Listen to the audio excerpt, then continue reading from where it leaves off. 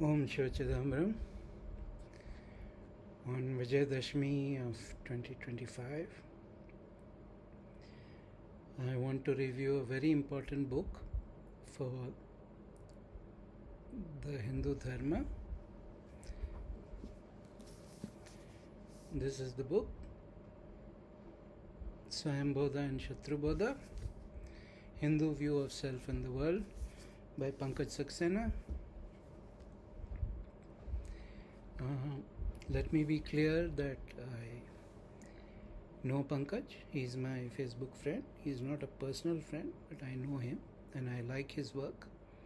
I support his work. So if you feel that creates some sort of bias in me, well, hell yeah.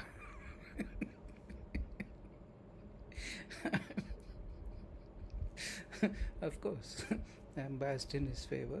I will always be biased in his favor. So, Pankaj is a Voice of India,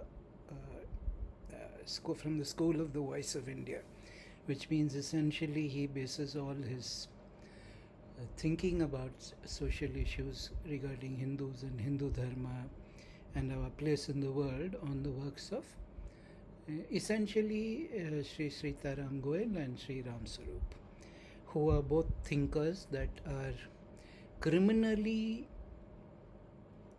underestimated and unknown in the larger Hindu context. Everybody should know of them, read their works, comprehend what they have written. And Pankaj has done a lot of work in bringing forward their thought to the larger Hindu community, especially the English educated sections who need it the most.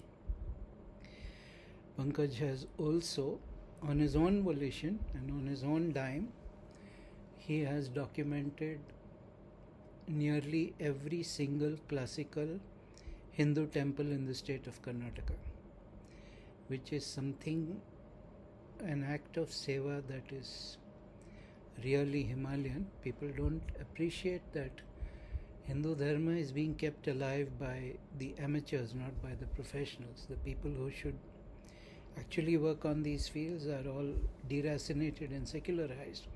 And it is the people who do it just for the love of Dharma who are keeping all these Vidyas alive. However, getting into that, let us come back to the book, Shatrubodha and Swayambodha. Today is Vijayadashmi, so I thought it would be a very important thing to bring up on Vijayadashmi. See, what I find so interesting about this book is that it is in the tradition of Purva Paksha of inimical ideologies, or I wouldn't even call them, because I do not consider that the people we are facing are religions or essentially the Panchamlachas, as I call them, mullahs, missionaries, Marxists, media, which includes institutions, entertainment, and Macaulay Putras, the deracinated. So essentially they are ideologically possessed and they are united in one common thread in that they have inveterate hatred of anything to do with the Hindu Dharma. And they believe that the world would be better if Hindu Dharma was eliminated completely. I know this may seem as an exaggeration, but it seems as an exaggeration only to the idiots on our side. The deracinated people on our side, the ignorant people on our side. To the others, it is a simple statement of fact. That is exactly what they want in life. A deputy chief minister openly says so. The Supreme Court passes strictures against him and no action is taken further. But let's leave all that. So in this book, he fundamentally deals with the two desert cults, and he does something very important. He explains their history and he explains their behavior, and most of all he explains what happens when they cease to be a self-proclaimed persecuted minority, come into some position of power, and then once they start dominating society, what happens to all non-monotheistic religions, which has been the inevitable pattern whenever these people have come to power, and there is just one great exception to that, and that exception is Bharat. India, where they tried all their normal usual tricks, and we prevailed. They lost. People talk about rule. You could say that the British ruled for a while from say 1857 to 1947. That was the only real alien rule. The rest of it was not rule, it was occupation. Yeah, this is something again that people are only slowly waking up to, that there was nothing called a rule over here, because you just had a bunch of gundas replaced by another bunch of gundas, and it was a rapacious palace economy where the entire money of the country used to go to supporting 500, 600, sometimes 5,000, 6,000 people. 70% of the revenues used to go in supporting the lifestyles of about 6,000 people. So there was no such thing called rule. If anything, there was only misrule, but there was occupation. There was armed occupation, and Hindu society threw out both sets of armed occupiers. But unfortunately, today we are also occupied by a secular mindset. That mindset needs to be purged, and I'm openly saying that we need a reconquista of ideology, at least. So why this book is important is that in recent times, after Sri Sitaram Goel, who were working in the 80s, 90s, and Ram Sarup, and before that Chatambi Swami, and before that Dayananda Saraswati, Vivekananda, Aurobindo, there has never really been consistent Purva Paksha of people who openly proclaim that our gods are devils and that we are going to burn in eternity, for eternity in hellfire. And we never push back on this nonsense. We never challenge these poisonous beliefs. We delude ourselves that they are people just like us, and we sasta ganja, afimsa parmonasha, sasta ganja, afimsa parmonasha, ahimsa parmonasha, parmodharma kind of, or Ganga Jamini Tezi, which I call Gobar Julabi Tezab, and ours, all religions are same and equal. And all these kind of pathetic slogans have been enough to completely disarm and demoralize the Hindu population. So this book I regard as a very important forward step in the Purva Paksha, where he mercilessly lays out, there's a lot of repetition in the book. You will wonder, why is he repeating the same anecdote, the same story, the same thing again and again? That is because, number one, it's very good persuasion technique, and number two, you need to keep saying that to the Hindus who are by and large ignorant of what actually transpired. Hindus are ignorant of what actually happened when these people take over a pagan or a heathen culture. I am very proud to be a pagan, heathen, idolatrous, polytheist kafir. Yeah, I am very extremely proud to be so, but most Hindus, including people like Vivek Ramaswamy, who tries level best to pretend that Hinduism is just another kind of Christianity, at least the values are compatible, and many people have even said that Hinduism is a disguised monotheism, because Hindus themselves have been arguing like that. I regard the argument that we are a disguised monotheism with the contempt it deserves. We are polytheists, there are many gods, deal with it. The one God theory was first also articulated by Hiranyakashipu, and we know what happened to him. So let that be. So what he has done is he has described what it means, what are the basic value systems or belief systems that Hindus in general hold, no matter which sampradaya, which deva they worship, and then he has laid out, the larger part of the book is the Shatrubodha. I will speak more on the Shatrubodha than the Swayambodha aspects, because that is what is urgent. Hindus are in a fight for survival. They don't seem to realize that. I have said that Hindus are in the worst place they were since the days of Aurangzeb, and people think I'm exaggerating. I'm not. That is actually literally what is going on. And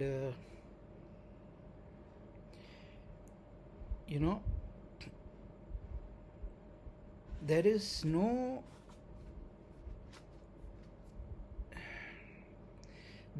understanding of the mindset on the other sides. This is not his last word on Shatrubodha, because he has evidently not dealt with the corruption of the educational system, the corruption of the media, the entertainment media. So there are other aspects which will be covered more extensively in this case. He's dealing with the two cults from the desert, and he touches briefly on the other enemies. So this is of course an ongoing conversation. Just because Pankaj has written a book doesn't mean that the work is over. The work is done. All of us have to carry it forward. More work has to be done. More rebuttals of these insane beliefs and demands have to be performed. More pushback, more vigorous, energetic and determined pushback has to result from the Hindu side, and we have to be very clear that we are not putting up with this anymore. Now, either we can do that, or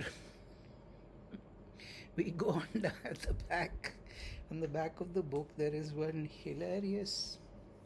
absolutely hilarious blurb by Dr. Conrad Ells, who's a very famous warrior for the Hindu cause. And this is what he says, and this is Vyang. This is pure and simple Vyang. And I do not fault him in the slightest for it. I think it is very well deserved. We deserve it. And what he says is, in case any Hindu is interested in winning this struggle for survival, this book offers him an indispensable roadmap. That in case, he didn't even say if any Hindu is, in case any Hindu is interested in winning the struggle for survival.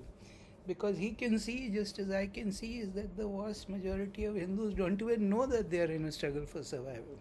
And when you point it out to them, they get offended, or they get surprised and shocked, and they're like, no, all of them are not like that. And I'm like, enough of them are like that. The all of them are not like that is a ridiculous argument. Oskar Schindler was a card-carrying Nazi, and he's buried in a hill on Jerusalem. That does not mean that because one Nazi was not like that, the others were not Nazis.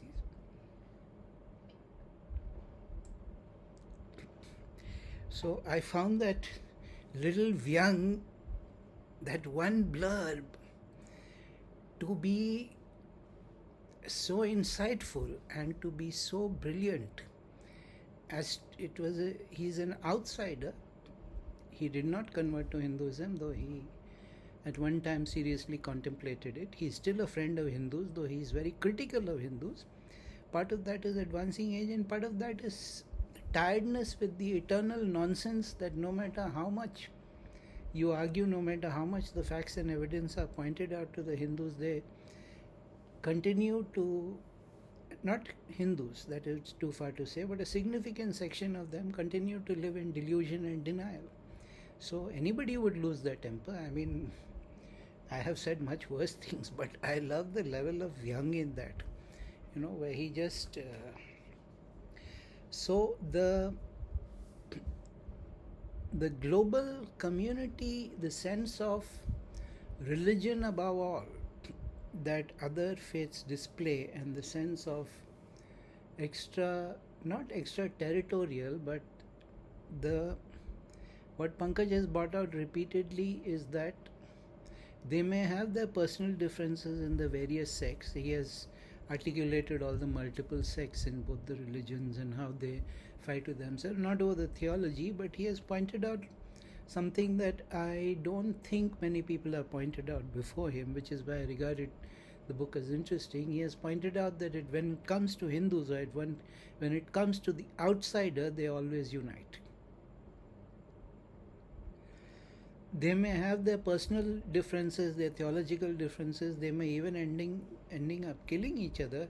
But the minute they are up against the polytheist, the idolater, they are united in their condemnation. And you have all kinds of marches in India for the supposed atrocities in Palestine.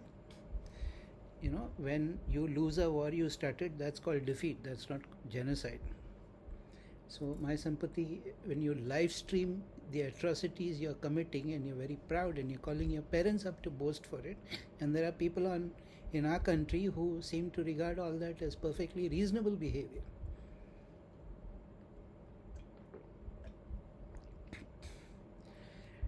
In the past we used to call those things bestial, but beasts don't do things like that. Only humans are capable of that, and only a particular segment of humans are capable of that, where the person who is not of the faith can be treated in.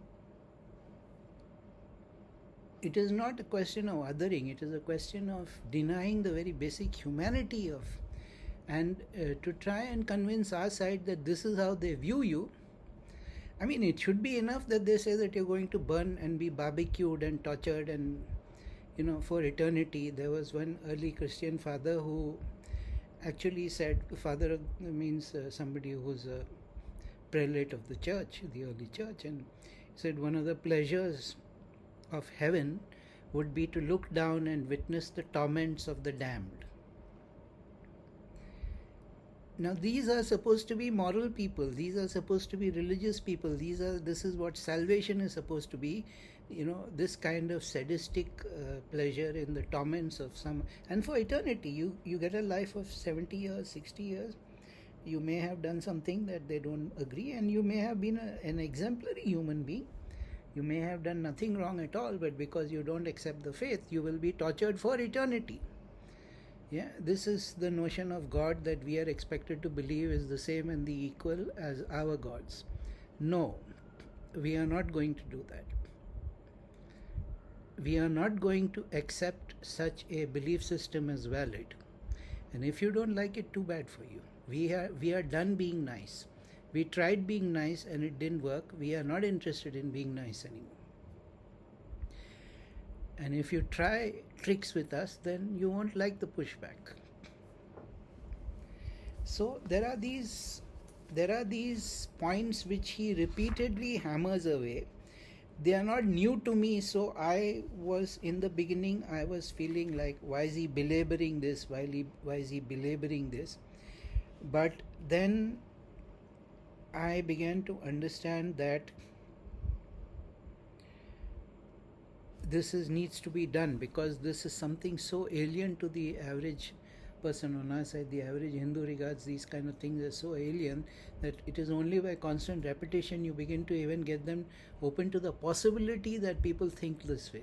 The usual response I get when I tell what is in the theologies is incomprehension. They cannot believe that any set of people, supposedly religious people, hold such beliefs.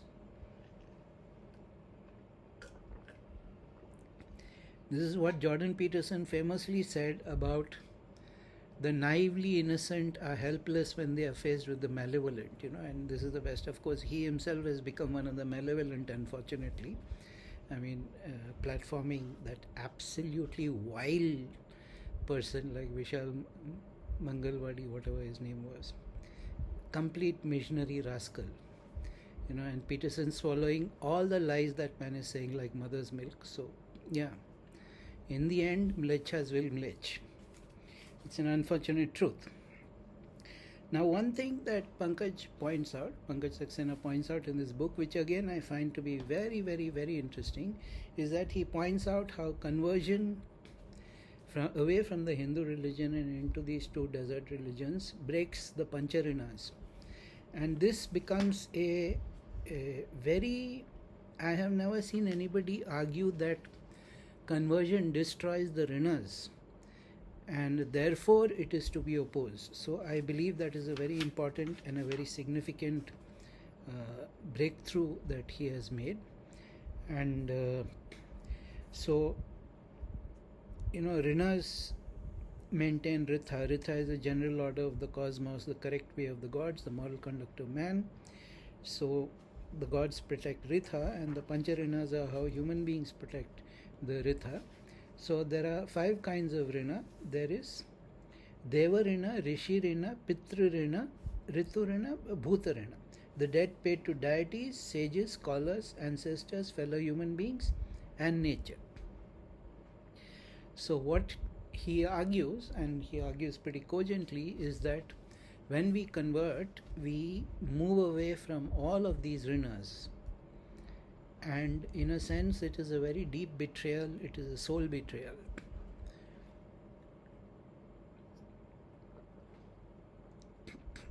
And quite apart from the loss of tradition and culture, because the culture is instantly painted as demonic and evil and vile and all sort of things.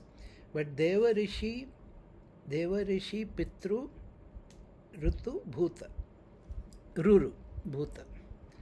So he has very elaborately laid out how the Hindu society, the Hindu culture practices all these 5 rinas, and then he has shown how when one converts the break happens, and how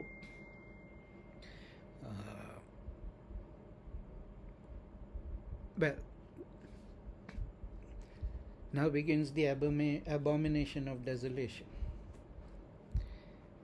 Yeah, the other thing he has pointed out, which very few people point out, I am one of the few who says it, is that the difference between Bharat and the rest of the world is Karmafala Siddhanta.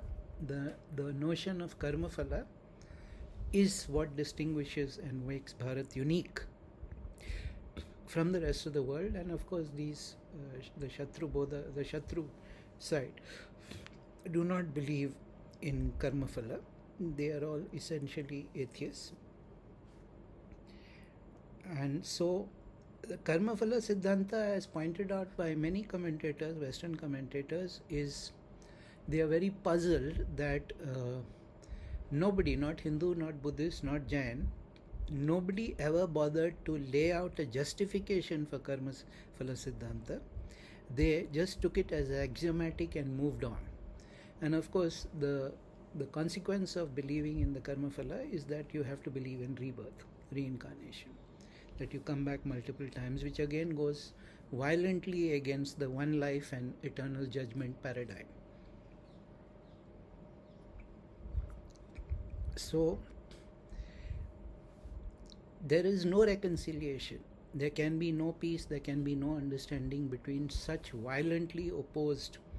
But I do believe that yes, the acknowledgement that the core of the dharmic view, the core of the Bharatiya view, and the core of what makes Bharat different from the rest of the world, because the rest of the world also had devas, and they also had all the philosophies and the puja vidhis and everything that we had. But we were the only ones who had come up with the Karmafala Siddhanta and all the consequences that necessarily follow from that. So I believe that is also a very important, a very, very, very important point that he reiterates in the book. And I think the deracination is so deep amongst Hindus today, not just amongst the English speaking, though it's worst amongst them, that this has to be reiterated as a fundamental precept of our value system is a tragedy, but there we are. And then the other thing that he points out is about how we do pramana and what is our I'm not going to spoil it, I recommend you read it from the book. Like, how do we validate a spiritual experience is again very different, because we do not validate anything solely on a book and solely on for us the experiential validation of rishis is the greatest authority. And then they write books, and then the books become authorities, but there is no one book which is a supreme authority.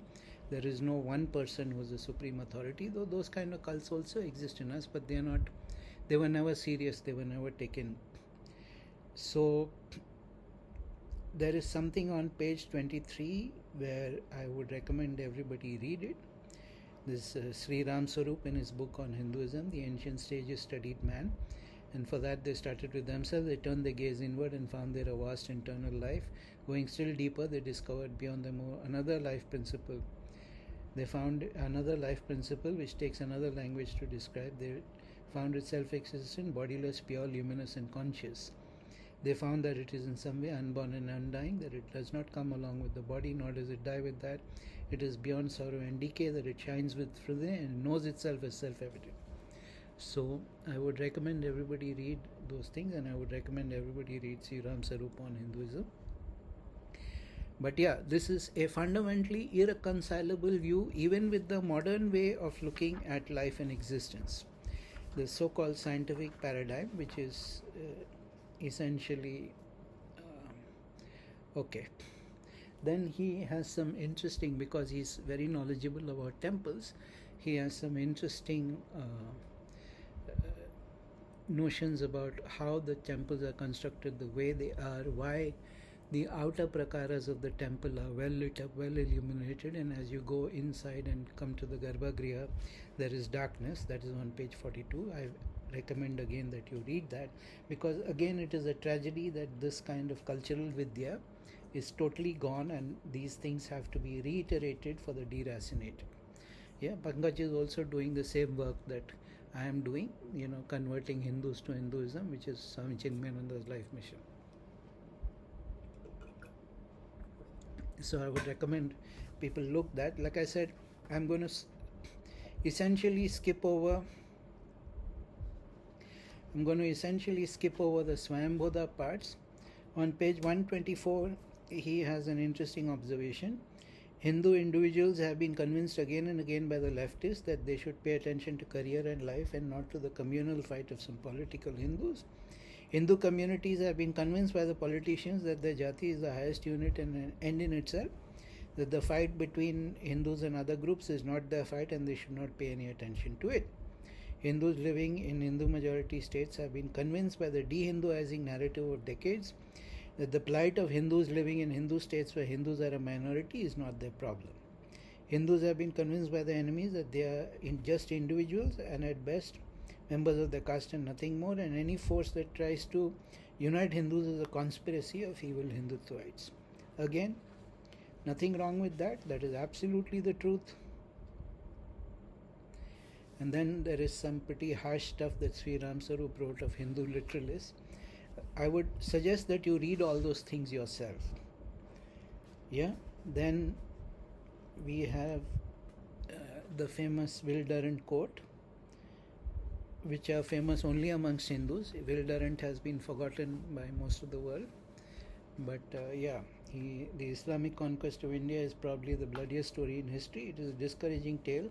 For its evident moral is that civilization is a precious good whose delicate complex of order and freedom, culture and peace can at any moment be overthrown by barbarians invading from without or multiplying within. The Hindus had allowed their strength to be wasted in internal division and war, etc., etc., etc. That it was also Sigmund Freud's very famous, it is not as famous as it should be, where he said, we are forced to the dreadful conclusion that the intellect can devise no permanent defense against a vigorous barbarism. The idea is not new. It has always been there. Then Pankaj points out something very interesting. He points out that the resistance to the attacks, the physical resistance to the attacks has always been ongoing, and that when the warrior classes were all wiped out, the other classes, the so-called lower classes, took it up. Page 142, he makes that point very clear, and I also have pointed out that when we couldn't fight as kingdoms, when there was no kingdom like Vijayanagara, the Nayaks took up the fight. When the Nayakas could not fight anymore, then the Polygars took up the fight, who were just like district magistrates. And when the Polygars could not fight anymore, then local individuals like Balwant Phadke and the two people mentioned in the movie RRR,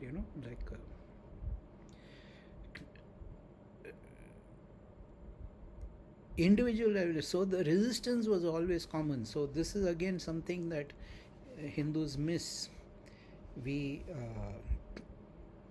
we don't realize that our resistance was constant right up to 1947.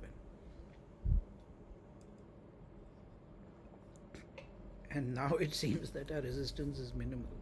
Anyways, so then he talks about the fundamentals of prophetic monotheism, which is a very, very important part of the book. I would recommend that people read that chapter multiple times. Read it 6-7 times if needed until you get that into your mindset and it becomes instinctive in you. So there is one, the sense of superiority vis-a-vis indigenous natural religions and dharmic sayings comes from the fact that they think worship of one form of God is a supreme virtue, and worshipping more than one form or more than one deity is one of the worst possible crimes that humans can commit. Absolutely. Absolutely. Somebody, I won't say who was, well, I will say, like it was a Sikh person, a Sikh lady who, I was teaching my tarot to somebody and she was like, oh my God, this is so confusing. There are so many gods. We have only one, this, that, which is not true. But as Hindus, don't tire of pointing out the names of Hindu gods in the Guru Granth Sahib. But yeah, okay. So she said this once, twice I left it go. Third time she said this.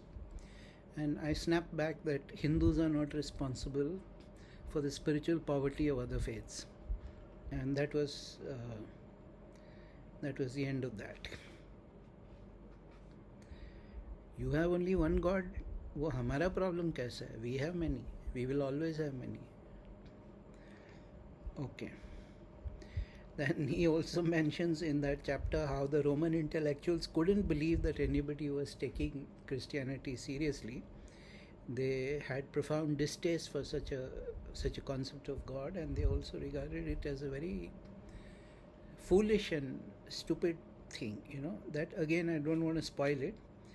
You please read it, but the violence or strife with others is not incidental to these religions. The very nature of their God is such that they will inevitably come into conflict with others. His nature is outward looking, seeking expansion, devoid of any inner dimension, and extremely dogmatic without any means to balance the dogma with any practice, which is a pretty harsh statement. I'm sure most of the theologians would take issue with that, but it's not untrue. And Ram Sarup called them religions of proxy because they cannot work without the intermediary proxy. Everything takes place through proxy. Man knows God only through proxy, and probably God only knows through man through the same proxy. The proxy is the favored individual, a privileged mediator, which is again absolutely adharmic from our context. We cannot accept such things. Sanatana Dharma cannot be a proxy religion. It teaches that you cannot live on truths seen by others. It teaches you direct and personal perception of the truth. The voices and visions of one man cannot become standard authority for all. Here in Pursuit, it is the individual agency that is supreme. So yeah, again, irreconcilable differences.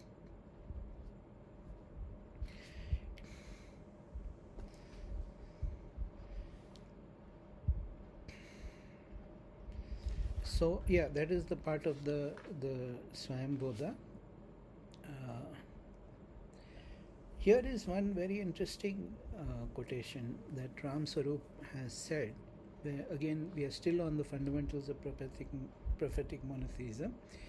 Paganism has multiple gods but believes in one humanity. Semitic religions have one God but at least two humanities. Believers on one hand and unbelievers or infidels or heathens on the other. This division is not just social or racial or cultural, it is metaphysical.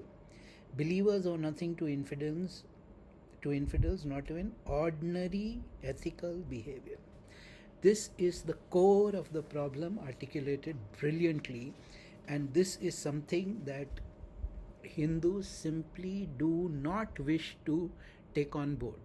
No matter how many times you point out multiple instances of this, they just don't want to believe it. And then on page 1 198, there is some interesting thing about how those devas are determined to love you. It's rather like a stalker that, you will love us, you will be forced to love us. And we will not relent until you love us. Yeah. So, all right. So yeah, there's a lot of unfortunate stuff. One of the famous quotations of Maulana Muhammad Ali, who was one of the core, the Ali brothers behind the Khilafat movement, and he said that however pure Gandhiji's character may be, he must appear to me from the point of view of religion inferior to any Musliman, even though he be without character. Yes, according to my religion and my creed, I do hold an adulterous and fallen Musliman to be better than Mahatma Gandhi. Now, the only surprise is that more Hindus don't know that this is the common belief amongst them. And actually, he didn't say adulterous, he said Gunda and adulterer Musliman. This is what we are dealing with.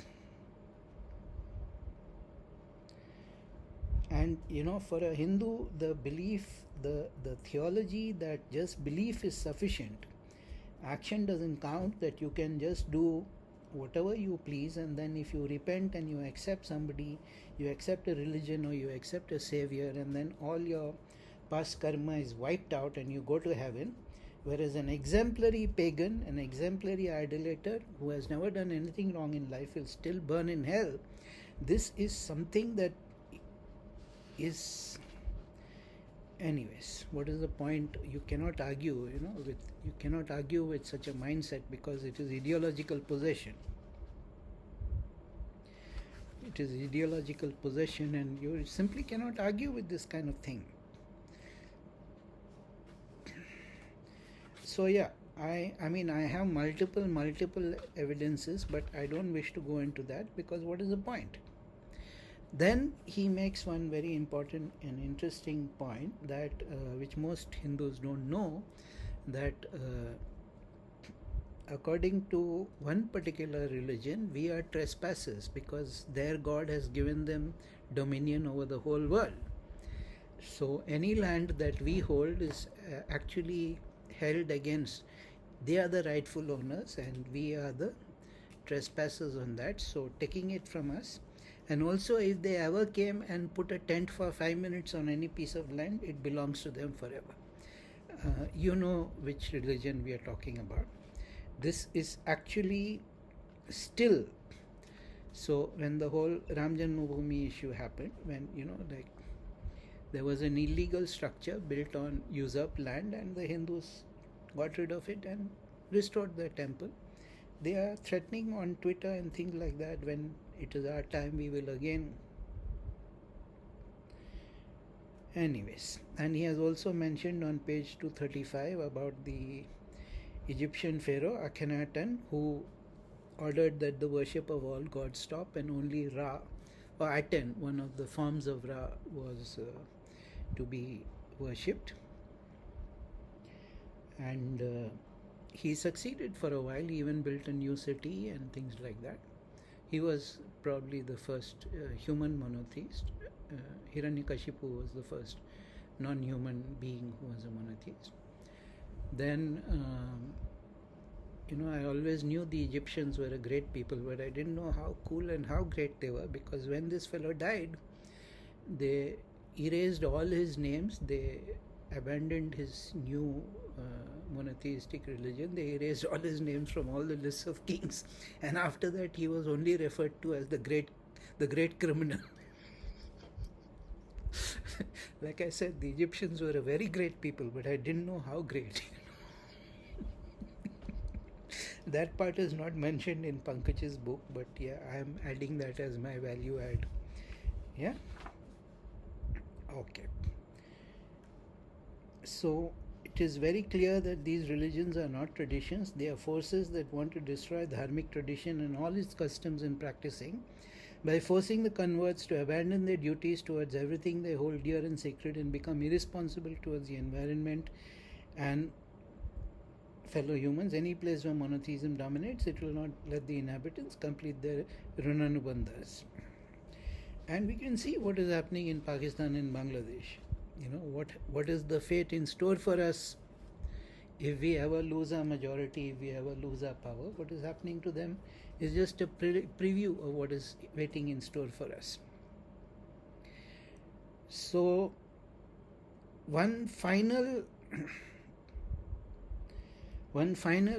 point I would like to make, which is a very, very interesting point and which I have not seen anywhere. I did not know. I'm very ashamed that I did not know of this. Is that Sri Ramaswarup pointed out that beings and deities can be from different kinds of yogic chitta bhumis, and while yoga chitta bhumis yield yogic gods who help and aid the seer in his path towards moksha, non-yogic chitta bhumis and non-yogic samadhi yield ego gods and desire gods who allure the seer, the rishi, from the path of moksha and lead him towards asuric power, which make him feel very strong and powerful, but which leads to a great fall as far as the spiritual path is concerned. Now, this is a brilliant insight, and like I said, I am 60 and I am completely ashamed that I never knew of this concept, because this is one of the most brilliant Hindu yogic insights as a counter, as a yogic critique of the nature of divinity. This is one of the most brilliant things I have ever read in life.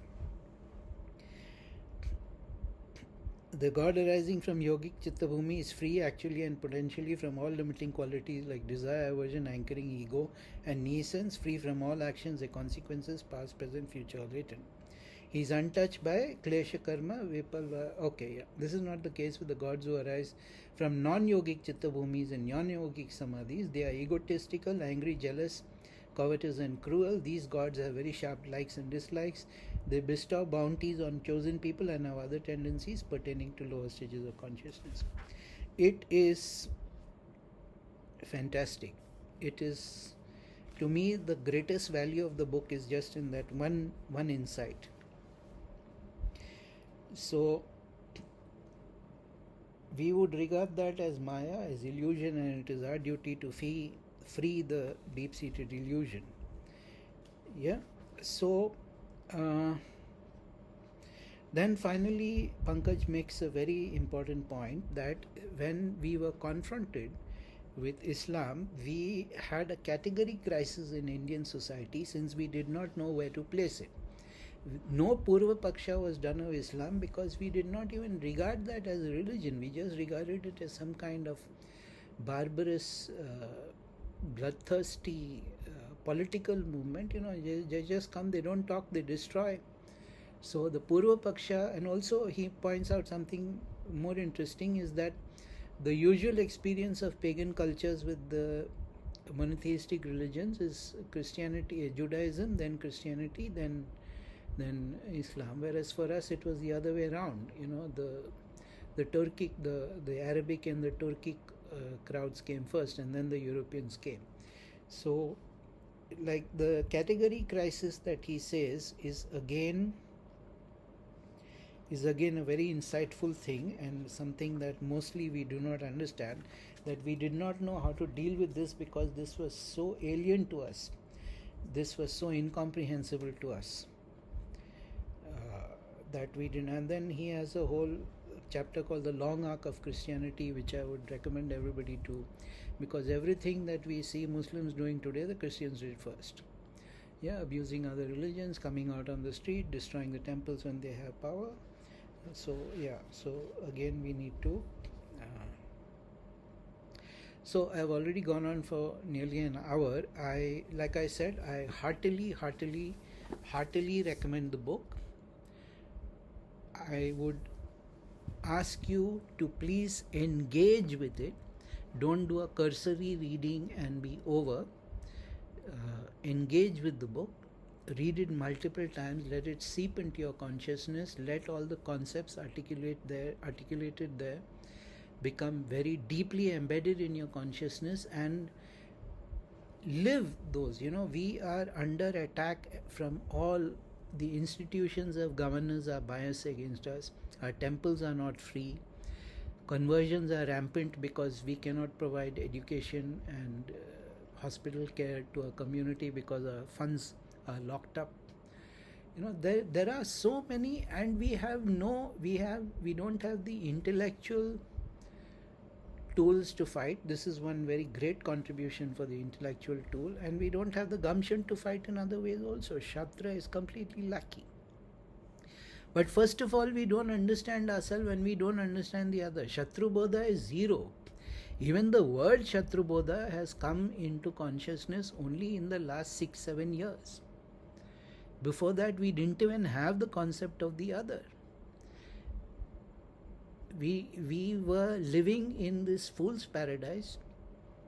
I suppose when you're full of fools, it will be a fool's paradise. But it is a shocking thing that such an intellectual people are so shoddy in their thinking. And such an intellectual people do not have the luxury of being so shoddy in their thinking when confronted with an existential crisis. So this book is a very important astra. It is a very important shastra. It is an ayudha. It is an ayudham in the fight, and the fight is for our survival. Please do not be under any illusions that it is not. So once again, I heartily recommend the book. I will try and set up a discussion with Pankaj where I can go into some more detail about some of the concepts that people may find a little bit more difficult, and I will ask him what his other, because he has very clearly said this is the first book on Shatrubodha, so I suppose the media entertainment industry, the political disabilities that we labor under, the POW Act, Places of Worship Act, things like that. So I will speak to him. I will attempt to speak to him and do a full discussion. This is my review. This is my recommendation. I heartily recommend this book. I urge all Hindus to buy it. I urge all Hindus to share it. If you have extra resources, please buy copies and give to people who may not be able to buy. It's not that expensive, by the way. It's $900. It's not that expensive. You can please spread awareness of this, and most of all, please act. Develop some shatra, develop some sense of community, unity, develop some sense of, the priority has to be dharma always. You must have dharma, then you must have samaj, then you must have rashtra. Unfortunately, significant section of the Hindu society are placing territorial rashtra as the only object of loyalty, which will not do. But that is another point for another time. We are talking about this book. So once more, this is the book, Swayambodha and Shatrubodha, Hindu View of Self and the World. Highly recommended to all Hindus who are interested in winning the struggle for survival.